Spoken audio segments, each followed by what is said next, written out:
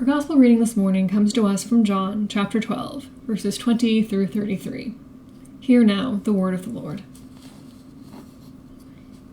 Now among those who went up to worship at the festival were some Greeks.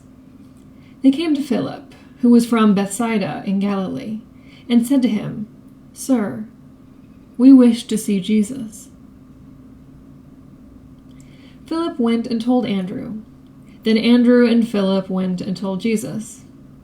Jesus answered them, "The hour has come for the Son of Man to be glorified. Very truly I tell you, unless a grain of wheat falls into the earth and dies, it remains just a single grain. But if it dies, it bears much fruit. Those who love their life lose it, and those who hate their life in this world will keep it for eternal life. Whoever serves me must follow me, and where I am, there will my servant be also. Whoever serves me, the Father will honor. But now my soul is troubled. And what should I say? Father, save me from this hour? No, it is for this reason that I have come to this hour. Father, glorify your name." Then a voice came from heaven. "I have glorified it, and I will glorify it again." The crowd standing there heard it and said that it was thunder. Others said, "An angel has spoken to him." Jesus answered, "This voice has come for your sake, not for mine. Now is the judgment of this world. Now the ruler of this world will be driven out. And I, when I am lifted up from the earth, will draw all people to myself." He said this to indicate the kind of death he was to die. This is the word of the Lord.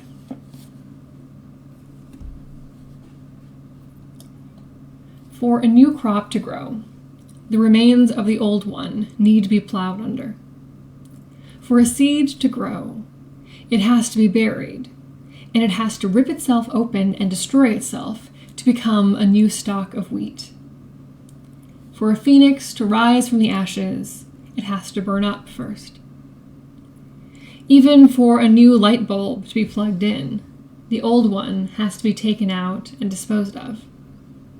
Change means that something else has to end. We have to make room for change. We have to let things go. We have to say goodbye to, "But we've always done it this way." And then we have to find the energy and the momentum to do the work for change to be successful. It's not enough to half-heartedly try something once and then assume it could never work. Change means that something else has to end. Change requires our participation.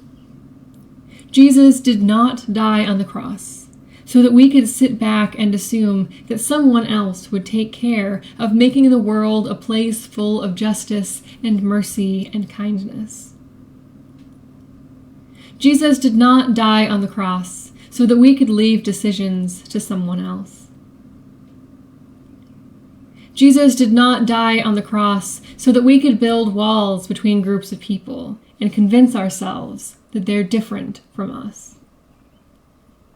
Jesus did not die on the cross so that we could fight having to make any kind of change and hold back the stalk of wheat that wants to grow out of the seed. Jesus did not die on the cross so that we would never have to apologize or admit that we might have been wrong. Jesus did not die on the cross to prove that he would have agreed with any opinion that you might happen to have.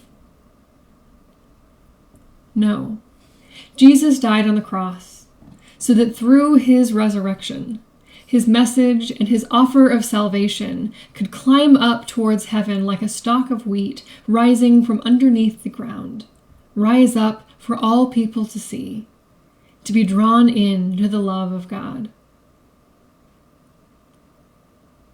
Jesus died on the cross because humanity was so reluctant to change our cycles of hatred and violence and distrust that we executed a teacher who dared to teach a gospel of radical love and acceptance. Change means that something else has to end. What are we clinging on to and refusing to let fall to the ground? Are we clinging on to physical things that we don't need anymore? Are we maintaining old terminologies or ideas and getting frustrated when we're told they're out of date or offensive? Are we too caught up in our own conversations to invite a new person to join in? Are we so confident that our opinions are right that we refuse to even listen to anyone else? When we are wrong, do we apologize or double down or try to cover it up? When something makes us uncomfortable, do we do something about it or hope that it will go away on its own?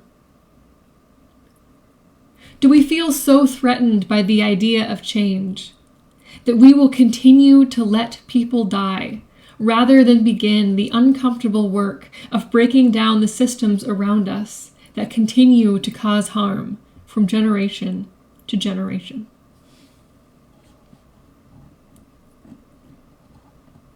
I was 10 years old when 12 students and a teacher were killed at Columbine High School. That was more than 20 years ago. I remember a whole lot of arguments about guns since then, but I can't tell you what changes we as a society made to prevent that kind of tragedy from happening again.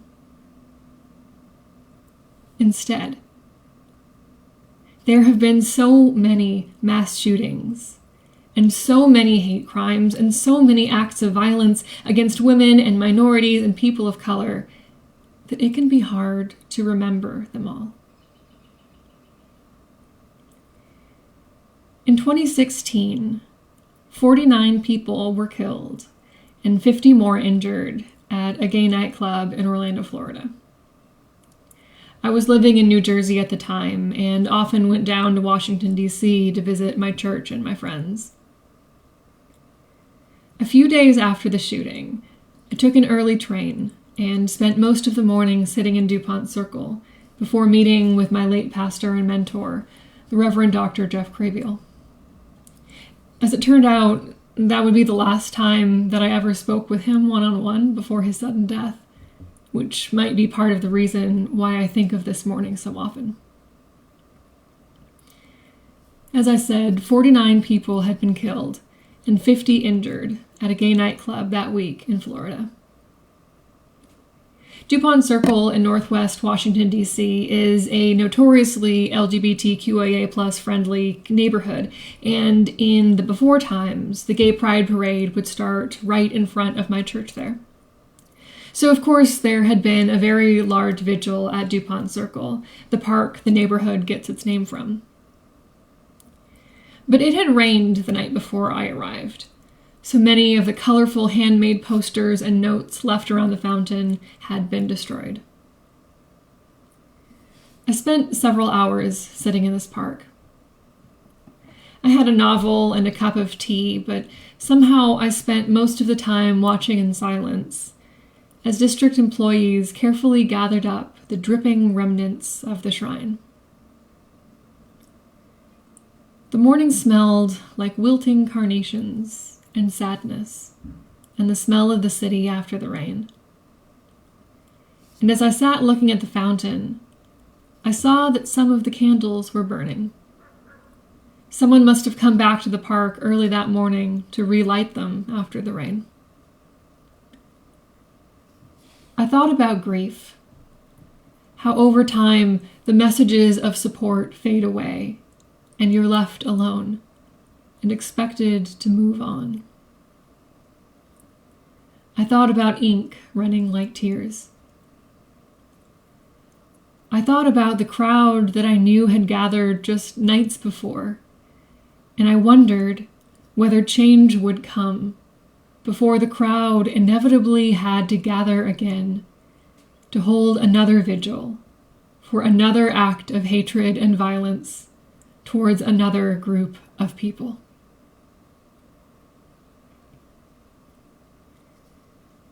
After the posters were cleared away, the employees picked up the flowers. Bag after bag was filled and set in the back of the truck. Reverently, they took the beads and the candles and rearranged what was salvageable into its own little shrine.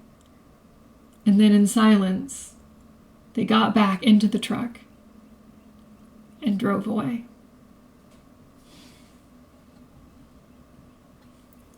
Change means that something else has to end.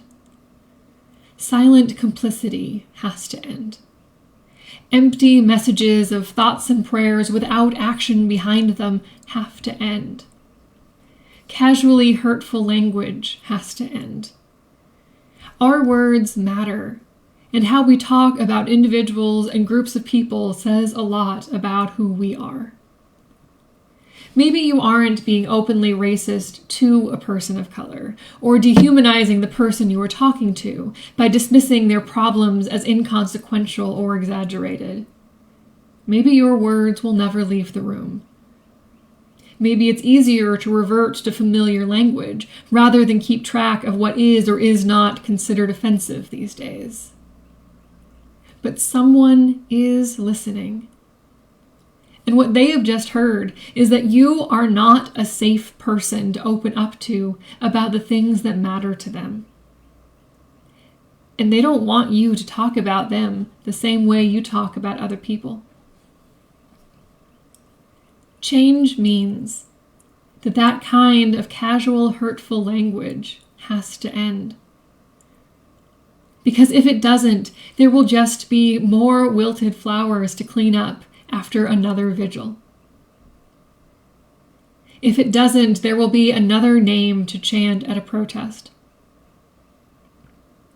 If it doesn't, there will be another mob who calls for someone to be lynched because they don't like the way he looks or where he's from or what he has to say. And when that happens, we will find ourselves right back at the foot of the cross, because that is exactly what we did to Jesus. And that is exactly what we keep doing to trans women, to unarmed black men, to gay Latino men at a nightclub, to Mexican Americans at a summer festival, to Asian American women this week in Atlanta. Again and again, Jesus reminds us that change means that something has to end.